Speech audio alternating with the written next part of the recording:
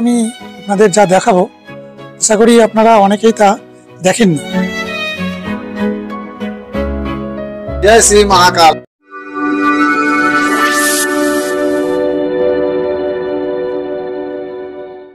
নমস্কার বন্ধুরা, BR travel ব্লগের পক্ষ থেকে সকলকে স্বাগত জানাই। আজকে চলে এসেছি আরেকটি নতুন ভিডিও নিয়ে। আর আজকে আমি আপনাদের যা দেখাবো আশা করি আপনারা অনেকেই তা দেখেননি। এই মন্দিরে কিভাবে আসবেন, মন্দিরের সময়, মন্দির কখন খোলা থাকে, কখন বন্ধ হয়, আর মন্দিরের সংক্ষিপ্ত ইতিহাস, এই সব কিছু নিয়েই আজকের এই ভিডিওটা। আপনারা শেষ পর্যন্ত ভিডিওটা দেখবেন, আশা করি প্রত্যেকের খুব ভালো লাগবে। নিজ গন্তব্য থেকে আসতে হবে এই মধ্যমগ্রাম চৌমাথায়, এদিকে বারাসাত, আর লোকাল ট্রেনে আসলে এদিক দিয়ে আসবেন। এদিকটা চলে গেছে কলকাতা, আর এটাই হলো বাদু রোড। এই বাদু রোড থেকেই 200 মিটার হাঁটলেই পৌঁছে যাব মন্দিরে। সামনে বাদুর মোড়টা দেখা যাচ্ছে, আর এটা দিয়ে হেঁটে আসতে হবে, মোটামুটি 200 মিটার মতো হবে।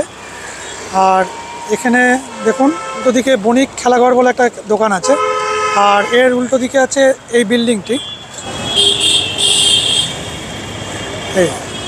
আর ঠিক পাশেই এই বাবার মন্দির।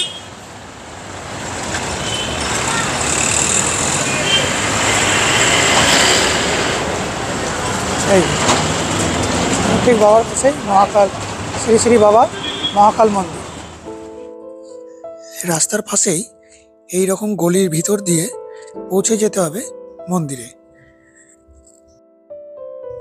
গলির দুপাশে বেশ সুন্দর করে গাছ লাগানো রয়েছে। মন্দিরে প্রবেশ করে এখানে একটা হনুমানজির মন্দির রয়েছে, তার পাশে রয়েছে শিবজির মন্দির, আর তার এই পাশটায় রয়েছে মা মনসা দেবীর মঠ, আর সামনে একটা বড় নাট মন্দির, আর নাট মন্দির পার করে গর্ভগৃহ। বজরংবলীর মন্দিরে উঁচু বেদির উপর বজরংবলীর সুন্দর একটি মূর্তি রয়েছে।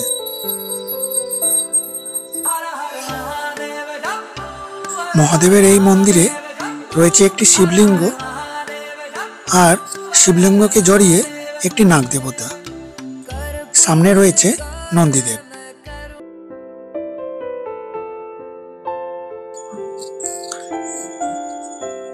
মনসা দেবীর এই মন্দিরে রয়েছে মনসা দেবীর খুব মিষ্টি একটি মূর্তি, একটি চাদর দিয়ে জড়ানো অবস্থায়। পুরো বিশ্বজুড়ে কালীতীর্থগুলোর রূপ বৈচিত্র্য কিন্তু বিভিন্ন রকমের হয়ে থাকে। যেমন মা কোথাও দক্ষিণা কালী, কোথাও আবার মুক্তকেশী, তো কোথাও আবার মা দিগম্বর। এই রকম বিভিন্ন রূপ আমরা দেখতে পাই। প্রতিটা রূপের ক্ষেত্রে কিন্তু একটা মিল দেখা যায়। মা প্রতি ক্ষেত্রেই শিবের বুকের ওপর দণ্ডায়মান রূপেই দেখা যায়। কিন্তু কখনো কি ভেবে দেখেছেন যদি এটা উল্টো হতো, হয়ে যেত না উলট পুরাণ? তো আমি আপনাদের এমনই একটি মন্দিরে নিয়ে এসেছি যেখানে এই উলট পুরাণ আপনাদেরকে দেখাবো।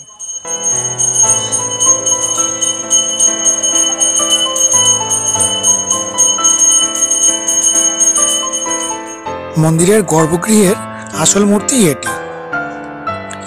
এইখানে প্রকৃত রূপে মা কালীকে শাসন করছে যেন স্বয়ং মহাকাল।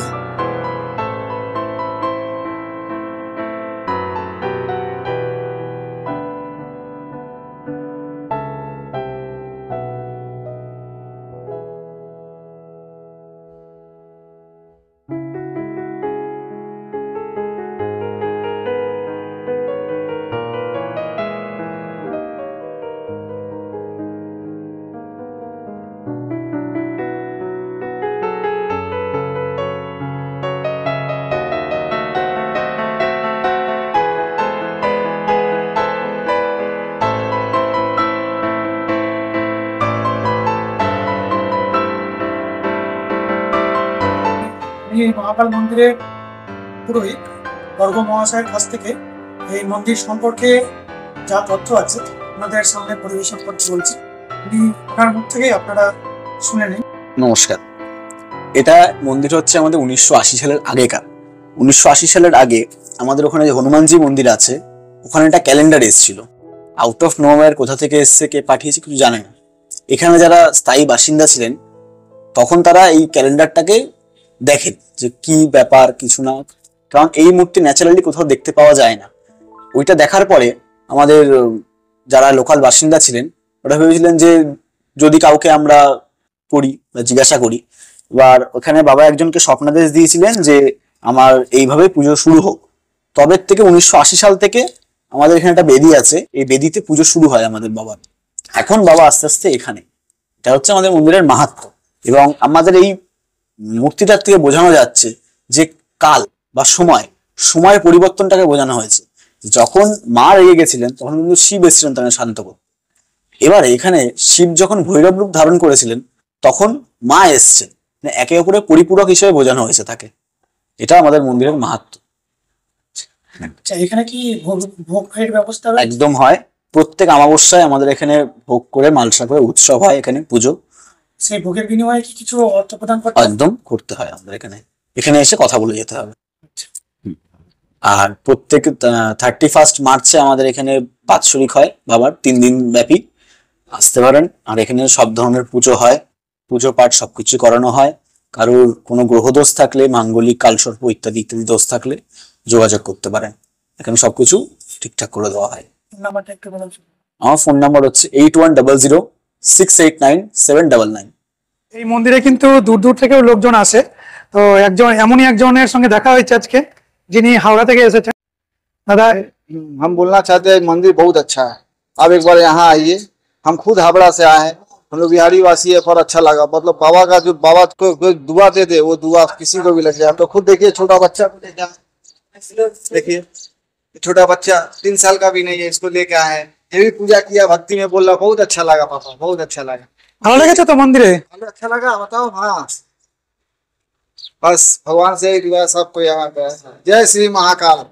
তো আপনারাও আসবেন, আশা করি মন্দিরটা সম্পর্কে অনেকেই জেনে গেছে, আর এই ভিডিওর মারফতে আরো অনেকে জানতে পারবে। তো প্রত্যেকে আসবেন। সত্যি কথা বলতে মন্দিরের পরিবেশ কিন্তু খুব সুন্দর, একটা আলাদাই একটা অনুভূতি হবে মন্দিরে আসার পরে, বলে বোঝানো যাবে না, অথবা ভিডিও দেখেও আপনারা বুঝতে পারবেন না। তার জন্য তো অবশ্যই মন্দিরে আসতে হবে। মন্দিরে এসে এই অনুভূতিটা নিয়ে বাবার কাছ থেকে আশীর্বাদ নিয়ে অবশ্যই যাবেন। আপনাদের এই মন্দির সম্পর্কে ভালোভাবে তথ্য দিতে পেরেছি, মন্দিরটাও ভালোভাবে দেখাতে পেরেছি। তো প্রত্যেকে ভিডিওটা দেখে লাইক করবেন, কমেন্ট করবেন, আর বন্ধুদের মধ্যে অবশ্যই শেয়ার করে দেবেন। তো আজকের মতো ভিডিওটা এখানেই শেষ করলাম। তো আজকের মতো টাটা, দেখা হবে পরবর্তী নতুন আর একটা ভিডিওতে। কেমন?